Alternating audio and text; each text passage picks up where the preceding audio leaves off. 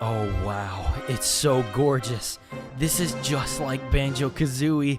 Yay! Good game. Just a few annoying little things. You know, nothing game-breaking. So, why is it treating me like an idiot? 20 minutes later. I'll never leave you again. Kickstarter and crowdfunding websites in general are an extremely great way for creators and fans alike to show their enthusiasm for a project. But things can go very wrong very fast if either of these two sides don't deliver on their promises.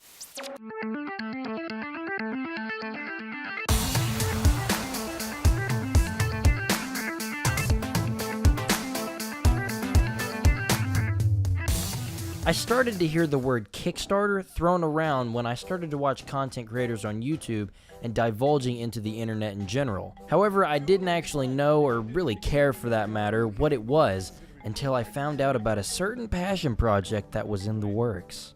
When I was just a kid, my older brother and I used to stay up all night on weekends and play games. There were several great games we would play, but our favorite was, hands down, a game called Banjo-Tooie. The game just had so much gosh dang charm and so much love in every corner of it. We played it until we saw everything the game had to offer, and then we went back to its predecessor. We loved it too.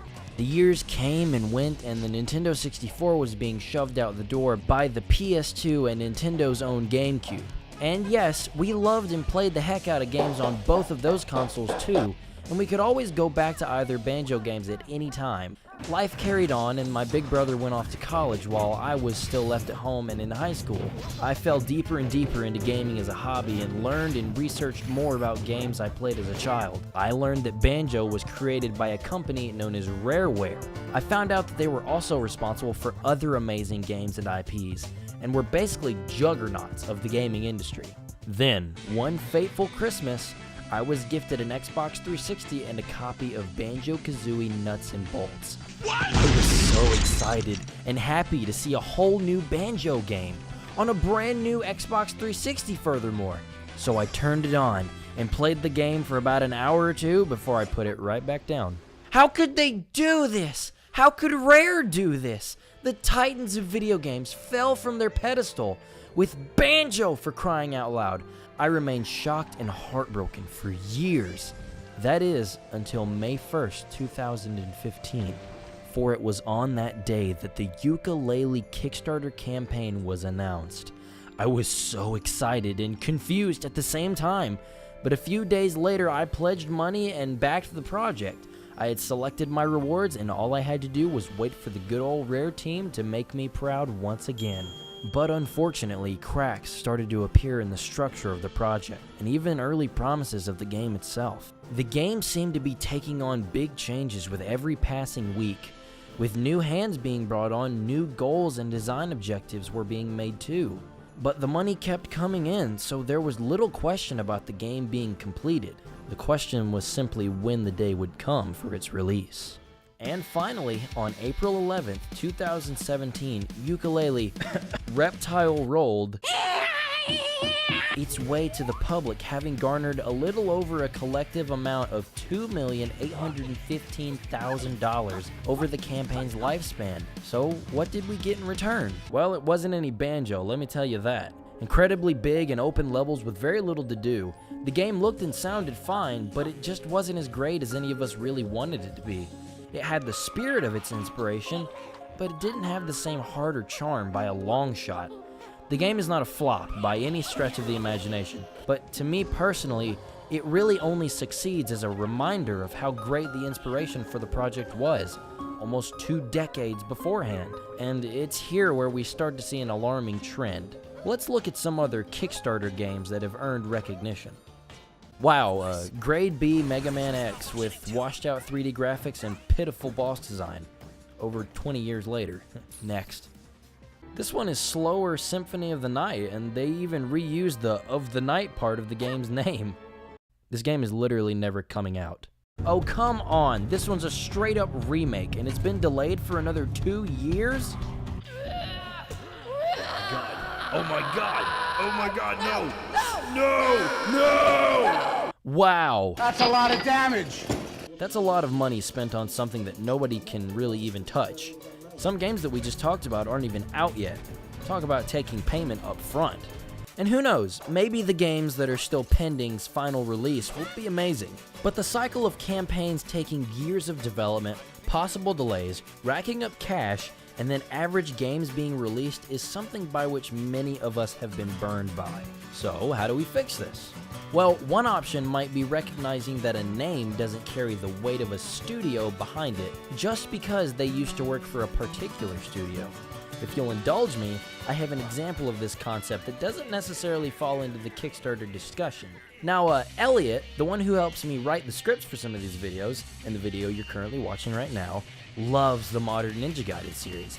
He loves the original Xbox game, he loves Black, he loves 2, he loves the Sigmas, Not 3. but he obviously is a big fan of Team Ninja and their work on that series. And generally, when referring to that series, two names are frequently tossed around for making the first two games as good as they are: Yosuke Hayashi and Tomonobu Itagaki, founding members of Team Ninja. Itagaki has since parted ways with the studio, and when he left, he quickly formed a new studio and released Devil's Third, to lackluster response and poor sales. So, what was different? A giant of the industry releasing a shiny new product to the public, after working at a popular studio, bringing on new faces, new talent, and still carrying that giant name around with him. Sound familiar? Correct me if I'm wrong, but that's essentially the go-to sales pitch for a Kickstarter game. Then we have Koji Igarashi and Ayami Kojima, the dream team designer and artist behind nearly a decade of Castlevania work over at Konami. They are the big names spearheading the Bloodstained project. And like I said before, Ukelele's development team, Playtonic Games, is known to house a number of former Rare staff who worked on the Banjo series. It's been said that a good name is more desirable than great riches, but Kickstarter games found a way to have both. It seems all a game needs to do to garner recognition in the modern age of funding campaigns and social media is demonstrate that people working on it at one point also had something to do with a game that you loved as a child, except that in and of itself does not assure the quality of the current project. And without quality assurance, why should we spend money on something that might as well be a promise of a fantasy of a dream? Ironically, the answer comes from the question itself. The end of the video comes from the beginning. Rareware, the company that started the Banjo series, wasn't always Rareware. Before Rare was founded, there was Ultimate Play the Game, a lesser-known developer, but one that had made some successful games. And in 1985, the founders of Ultimate Play the Game went on to found Rareware. And before they created Banjo-Kazooie, they released a game called Wizards and Warriors, a successful game for the Nintendo Entertainment System, but one with slightly above-average reviews. But that was only the beginning. This experience would lead them to create Battletoads, which led them to create the Donkey Kong Country series, which led them to create GoldenEye, and yes, this would all lead up to Banjo-Kazooie, full circle. Well wait, what was the point of this video, I hear you asking? Didn't you essentially just make the case that all of this is fine? Well, yes and no.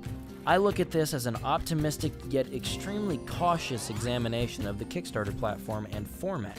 The platform isn't going anywhere, and people are always going to be passionate about things that they enjoy.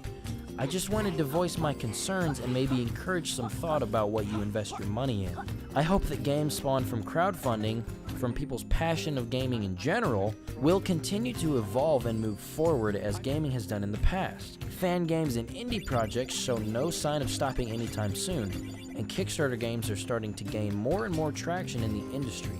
So, we as gamers should continue to expect the best from the medium that we hold so dear, and not fall into the trap of supporting something only so long as it strikes a chord with our inner child. We should always try to push forward with gaming, and let these new developers flourish and find their ways to greatness, as developers in the past did themselves, not simply accepting what could very well amount to uninspired inspiration. But anyway, I appreciate you for watching. So thanks for stopping by and have a great day.